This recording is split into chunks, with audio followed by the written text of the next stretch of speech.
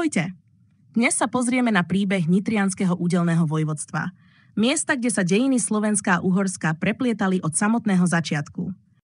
Na prelome 10. a 11. storočia sa na čele Uhorska objavil veľkovojvoda Gejza z rodu Arpádovcov. Zatiaľ čo on vládol z Ostrihomu, svojmu mladšiemu bratovi Michalovi zveril dôležitú úlohu – spravovať Nitru a priľahlé územie. Tak vzniklo Nitrianske údelné vojvodstvo, ktoré pokrývalo územie bývalého Nitrianskeho kniežatstva z čias Veľkej Moravy, vrátane časti dnešného Slovenska a severného Maďarska. Vojvoda Michal si získal dôveru miestnych veľmožov, podporoval kresťanstvo a obnovil kostol svätého Emeráma v Nitre. Zároveň dovolil rodu Poznanovcov obnoviť kláštor na Zobore.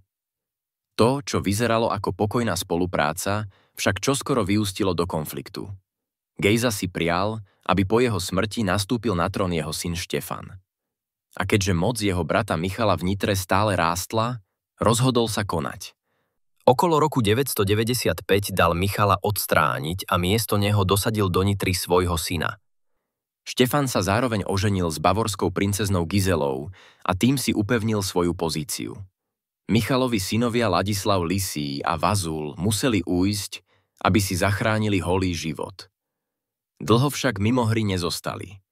Keď po roku 1001 poľský kráľ Boleslav Chrabrý obsadil nitrianske územie, zveril ho Ladislavovi Lisému. Po jeho smrti sa do čela údelu dostal jeho brat Vazul, ktorého však kráľ Štefan neskôr dal oslepiť a uväzniť, aby mu znemožnil nárok na trón. Jeho traja synovia, Levente, Ondrej a Belo, radšej opustili krajinu. Lenže dejiny sa hýbu rýchlejšie, než by si králi želali. Po smrti Štefana I. prepuklo v Uhorsku pohanské povstanie proti novému kráľovi Petrovi Orseolovi, ktoré viedol župan Vata. Šľachta, nespokojná s Petrovou vládou, poslala do Kyjevskej Rusy žiadosť, aby sa synovia oslepeného Vazula vrátili. A skutočne, vrátili sa na čele ozbrojeného sprievodu, spojili sa s povstalcami a kráľ Peter bol porazený, zajatý a oslepený, čím bol symbolicky i prakticky zbavený moci. V stredoveku totiž oslepenie znamenalo definitívne vyradenie panovníka z politického života, pretože bez zraku nemohol dohliadať na kráľovstvo, a teda ani vládnuť. Ondrej, najstarší zo synov Vazula, sa následne stal novým kráľom Uhorska, ako Ondrej I. Ten čoskoro pochopil význam nitrianskeho údelu a preto roku 1048 poveril svojho brata Belu, aby ho spravoval.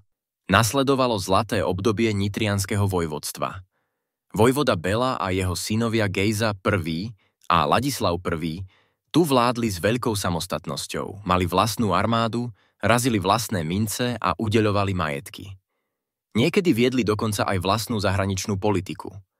No takéto silné postavenie nevyhovovalo každému. Králi sa cítili ohrození a napätie medzi nimi a vojvodami rástlo. Zlom prišiel, keď kráľ Koloman zrušil nitrianske údelné vojvodstvo. Predtým dal oslepiť svojho brata Almoša a jeho maloletého syna Belu a poslal ich do kláštora. Nuž, rodinné večery v stredoveku asi neprebiehali pri koláčikoch. Vyzerali skôr ako epizóda z Game of Thrones, len bez drakov a s extra dávkou oslepovania. Aj keď nitrianske vojvodstvo zaniklo, slovenské územie si zachovalo osobitné postavenie. Slovenské obyvateľstvo bolo v regióne početné a jeho kultúra nadväzovala na dedičstvo Veľkej Moravy.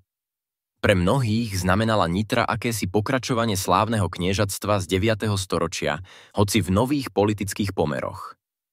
Nitrianske údelné vojvodstvo bolo jedinečným útvarom v rámci uhorského štátu a potvrdzovalo, že Slovensko malo v stredovekom Uhorsku osobité miesto.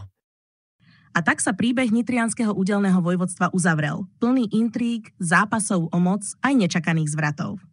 Ak vás tento príbeh zaujal, podporte video lajkom a odberom. Ahojte!